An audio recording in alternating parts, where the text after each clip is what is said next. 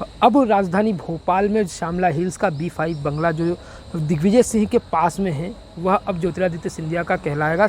मध्य प्रदेश सरकार में जब कांग्रेस सरकार आई थी, ज्योतिरादित्य सिंधिया ने बंगला मांगने की मांग की थी, परंतु उन्हें बंगला नहीं दिया गया था, जिसके बाद उन्होंने नाराज़गी व्यक्त करी थी। कमलनाथ की सरकार में उन्हें बंगला नहीं दिया गया था, परंतु जैसे ही उसके बाद बीजेपी की सरकार आई और बीजेपी की सरकार ने 10 महीने के बाद उन्हें बंगला अलाउ किया। अब उस बंगले में खासियत यह है, जो नवभारत टाइम्स आपको दिखा रहा है, कि पूरी तरह से राजाशाही तरीके का पूरा यहाँ पर गेट बनाया गया है। आप देख सकते हैं जिस तरह से ग्वालियर का सिंधिया पैलेस का गेट है, उसी तरह से एकदम राजाशाही तरीके का यहाँ पर गेट बनाया गया है। वहीं आसपास अन्य मंत्रियों के भी बंगले हैं और वहाँ पर भी जो है मंत्रियों का आना जाना है, परंतु जिस तरह से यह बंगला मॉडिफाइड किया गया है, यह मध्य प्रदेश के इतिहास में पहला ऐसा बंगला मॉडिफाइड किया गया है जो पूरी तरह से सभी सुविधाओं से सरकारी बंगला लेस है। और उसका कलर की भी बात करें तो कलर भी अन्य बंगलों से भिन्न है, और गेट जो है इस पूरे बंगले का आकर्षण का केंद्र बना हुआ है। जिस तरह से जो राजाशाही गेट होना चाहिए, जिस तरह से राजा फैमिली से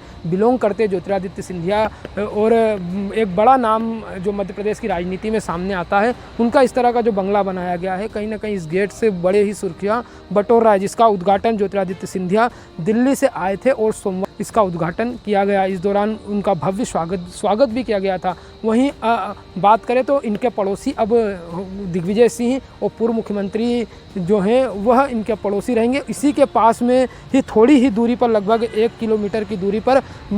मध्य प्रदेश के मुखिया शिवराज सिंह चौहान का भी बंगला है, और यह सबसे पॉश इलाका माना जाता है, जहां पर तमाम मंत्रियों के बंगले हैं और तमाम केंद्रीय मंत्री और पूर्व मुख्यमंत्री को इसी यहाँ पर श्यामला हिल्स में बंगले हैं। वहीं मुख्यमंत्री शिवराज सिंह चौहान का भी यहीं पास में बंगला है। और बता दें कि बंगले को लेकर ही जो है पूर्व में जब कांग्रेस सरकार थी तो ज्योतिरादित्य सिंधिया नाराज़ हुए थे और उन्हें बंगला नहीं दिया गया था। उन्होंने कहा था कि अब हमारी सरकार आ गई है, कांग्रेस में जब वे थे, तो मुझे मध्य प्रदेश में बंगला दिया जाए, जिसके चलते जो मेरा आवागमन भोपाल में रहता तो रुकने की जगह मिले, परंतु उन्हें बंगला आवंटित नहीं किया गया था। अब उनके पूरी तरह से रिहायशी बंगला जो है बीजेपी सरकार ने उनकी सरकार बनने के 10 महीने के बाद उन्हें जो मुहैया कराया था, और अब उसे पूरी तरह से ज्योतिरादित्य सिंधिया ने करीब